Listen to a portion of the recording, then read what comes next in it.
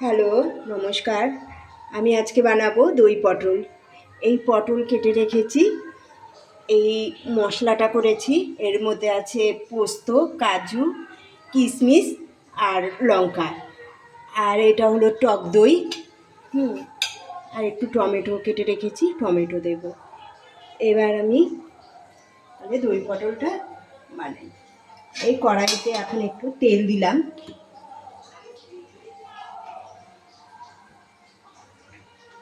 এই তেল দিলাম কড়াইতে, তেলটা একটু গরম করে নিলাম। একটুখানি নাড়িয়ে নিলাম। নেওয়ার পরে পটলগুলো আস্তে আস্তে করে ছাড়বো। এখন আমি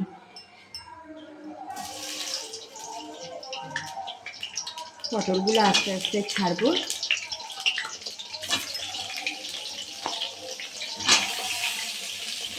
ছাড়ার পরে এখন আমি এটাকে একটু ভেজে নেব।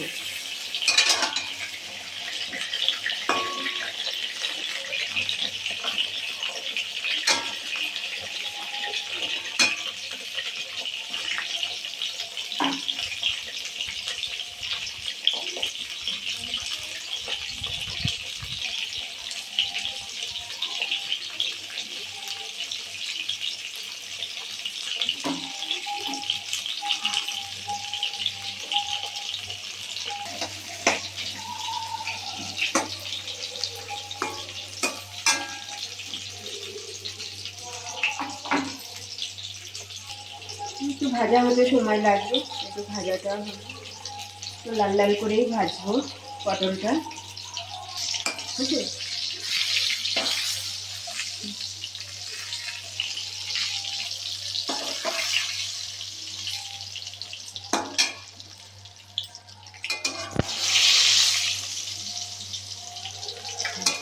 আমার পটল ভাজা হয়ে গেছে। এবার তেলে থেকে পটলগুলো তুলে ফেলবো।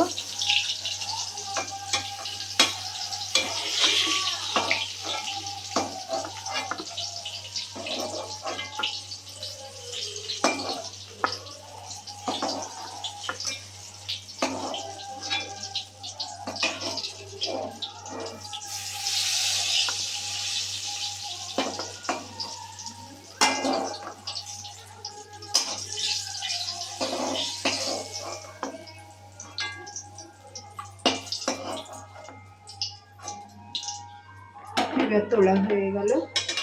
এবার আমি ওই পোস্ত, কাজু, কিশমিশ, লঙ্কা যে মশলাটা করেছিলাম সেটা এই তেলের মধ্যে এখন দিয়ে দেবো। দিয়ে এখন মশলাটাকে কষাবো।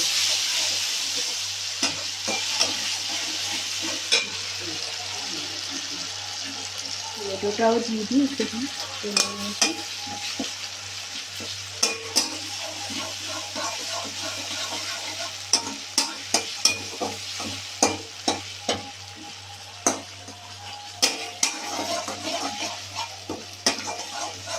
এখন এটাকে একটু কষিয়ে নিই ভালো করে।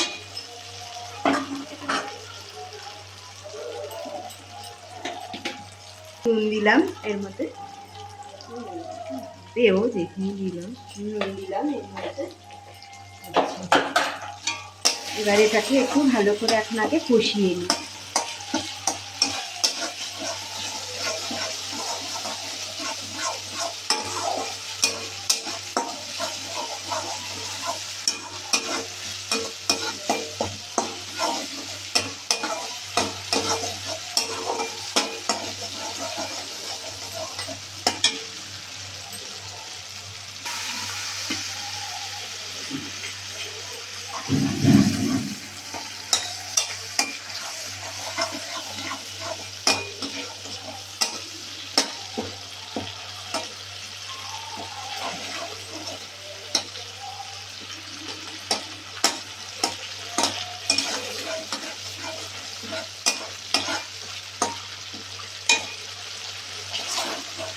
টমেটোগুলোকে একটুখানি করে দিলাম, মিক্স করে দিই।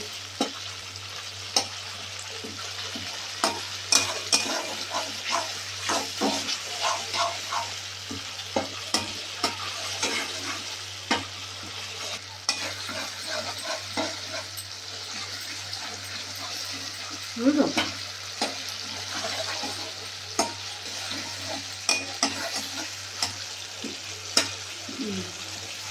মশলাটাকে ভালো করে কষানোর সময় এই টমেটোগুলো যে দিয়েছিলাম একটু এর সঙ্গে ভালো করে মিশিয়ে দিলাম। একটু চিনি দিলাম এর মধ্যে, দিয়ে এটাকে ভালো করে,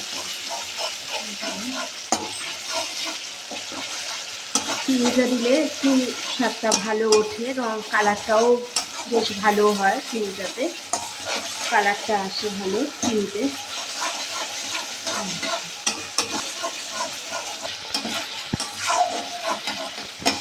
আপনারা যখন করবেন দই পটলটা তখন আপনাদের মতন আপনারা নিজেদের পরিমাণ মতন সব কিছু অ্যাড করে নেবেন। এবার আমার মশলাটা কষানো হয়ে গেছে, এবার আমি দইটাকে এর মধ্যে দিয়ে দেবো, দিয়ে এবার মশলাটা থেকে দইটাকে একটু কষিয়ে নেব হালকা, এই হালকা একটু কষিয়ে নিলাম।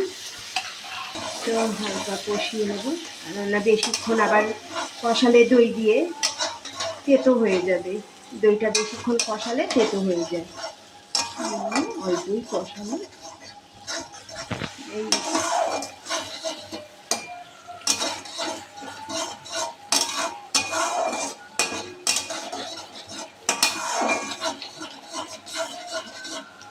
এবার আমার কষানো হয়ে গেছে, এবার আমি পটলগুলোকে এর মধ্যে ছেড়ে দেব, পটলগুলোকে এর মধ্যে ছেড়ে দিলাম।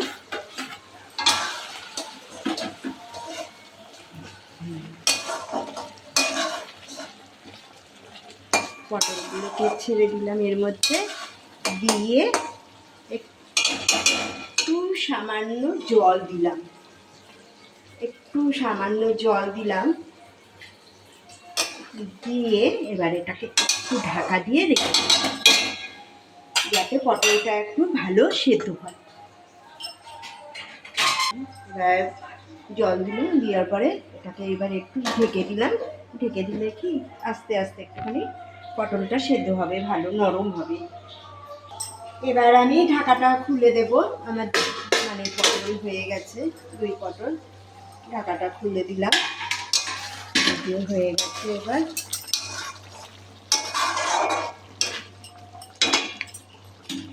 এবার আমি নামানোর সময় একটু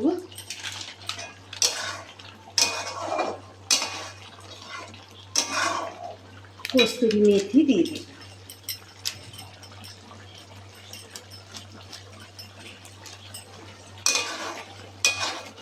একটু কস্তুরি মেথি দিয়ে দিলাম। দই পটল রেডি, এবার গ্যাস অফ করে দিলাম।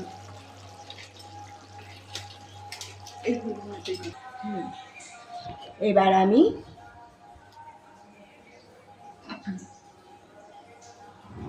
সার্ভ করছি।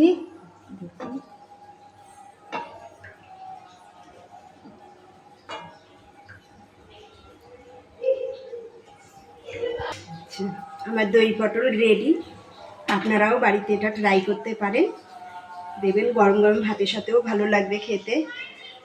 আর যদি আপনাদের এই রেসিপিটা ভালো লাগে তবে আপনারা একটা লাইক, কমেন্ট আর সাবস্ক্রাইব করবেন।